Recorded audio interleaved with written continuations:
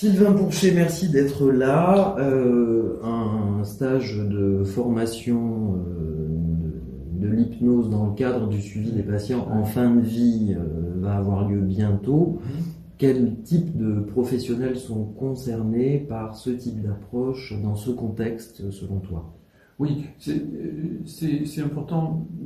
parce que quand on voit un intitulé comme ça, on peut se demander un peu, c'est pas super motivant finalement, on peut réagir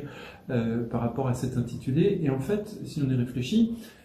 tous les professionnels de santé, à un moment ou à un autre, vont rencontrer une personne atteinte d'une maladie grave, une personne qui est plus ou moins proche de la fin de sa vie, et du coup être confronté à des symptômes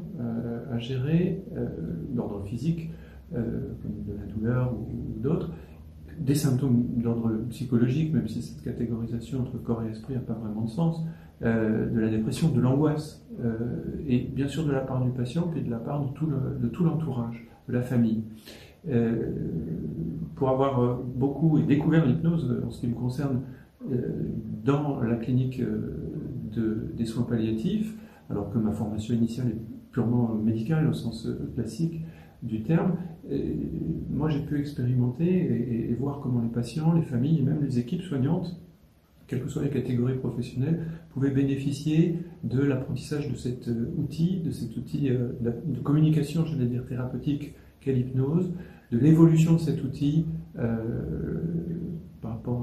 aux nouvelles connaissances des neurosciences, puisque vous savez qu'on parle même maintenant de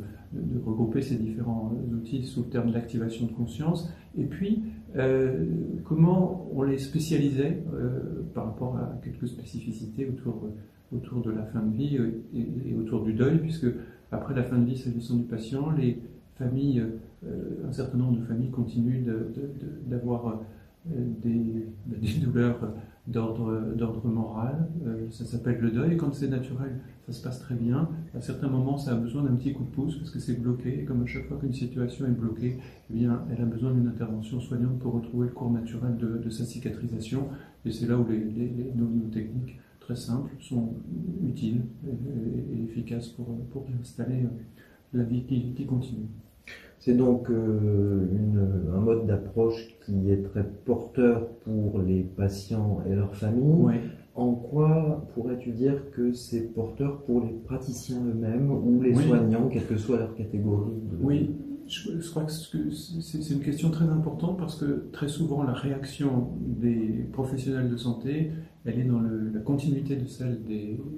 familles. Qu'est-ce que je peux faire? Qu'est-ce que je peux dire face à un patient qui est dans une situation qu'on pense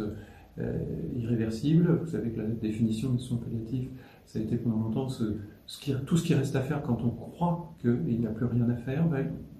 L'hypnose, les techniques d'activation de conscience sont vraiment dans cette découverte. Je me sens mal à l'aise, je me sens coincé, je ne sais pas quoi dire, quoi faire face à la souffrance, à la douleur d'un patient ou de sa famille, et d'un seul coup, je récupère un outil qui me permet à moi, soignant, professionnel de santé, de sortir de ce blocage et de découvrir qu'en fait, j'ai plein d'outils qui vont pouvoir aider et le patient et sa famille